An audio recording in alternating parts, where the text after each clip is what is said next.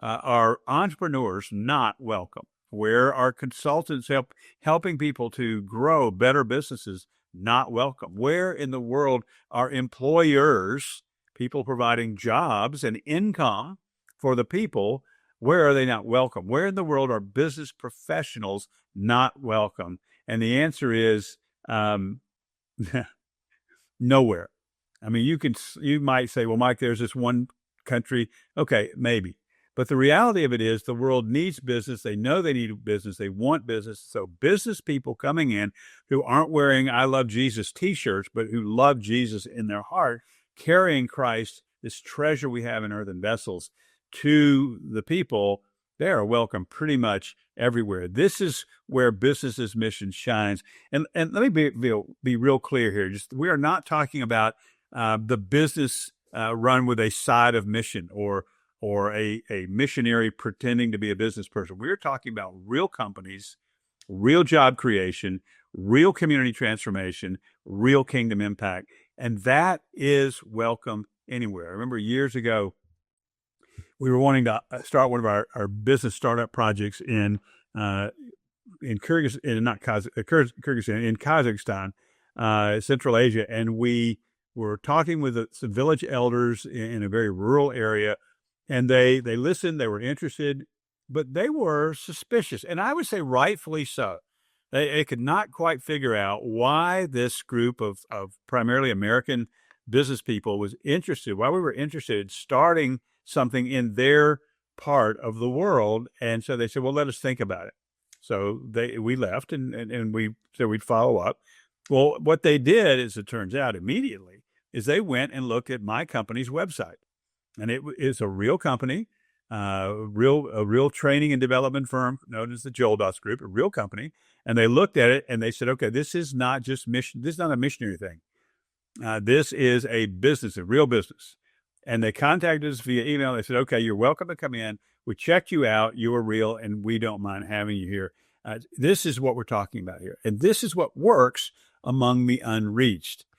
So in all of this, while it's true everywhere, this idea that business's mission is not, I would say this, it's not reaching the unreached. We are, thank God.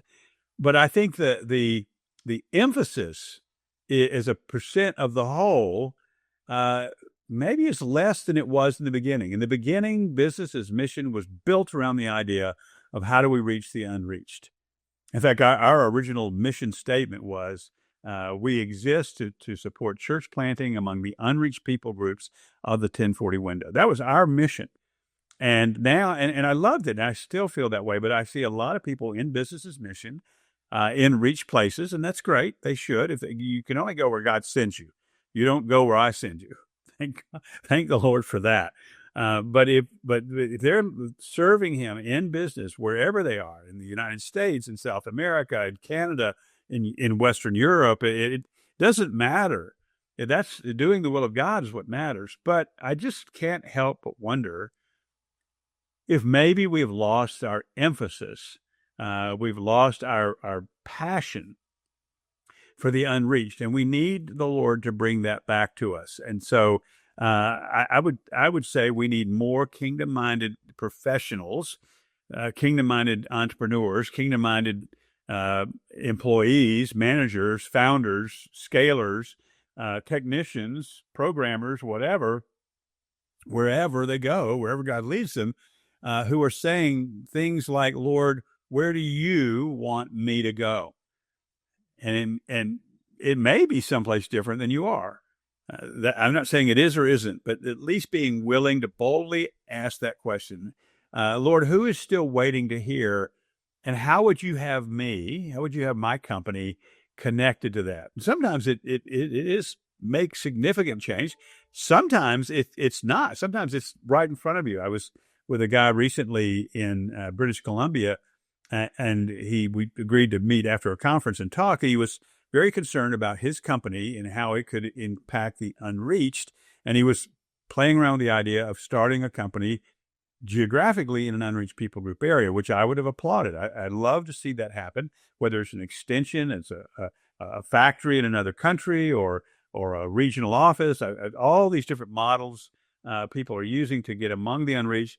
But before we went too far, I said, well, tell me about your current business. Tell me about your employees. Well, it turns out the man had a little factory with maybe 20 people in it, and half of the workforce, 10 people, were from unreached people group areas, Afghanistan and other places in the Middle East where Jesus is not named.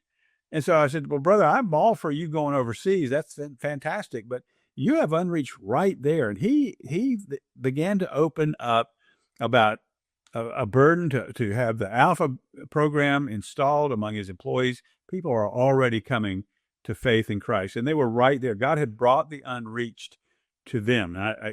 Hear me clearly. I am not trying to let anybody off the hook for going.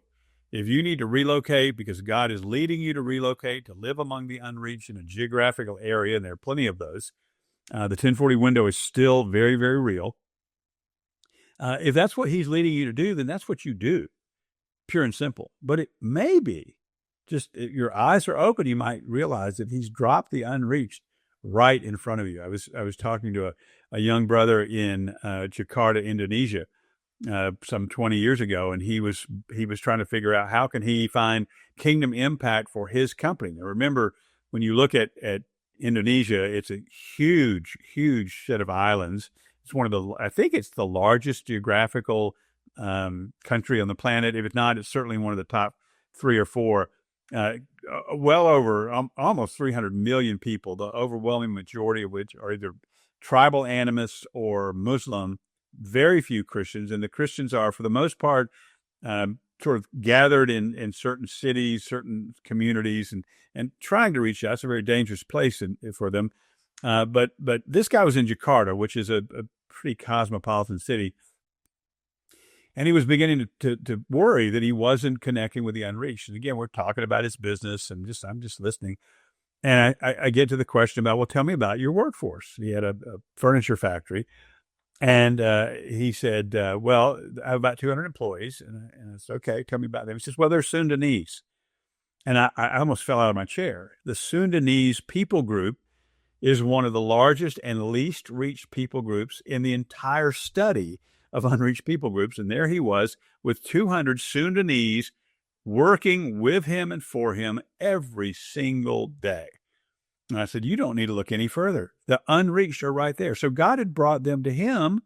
He wasn't sending him to them. He was bringing them to him. So all I'm saying is ask the Lord to show you, where do you want me? How can my business impact the unreached? Like Isaiah said in chapter 6, here, my Lord, send me. And let me make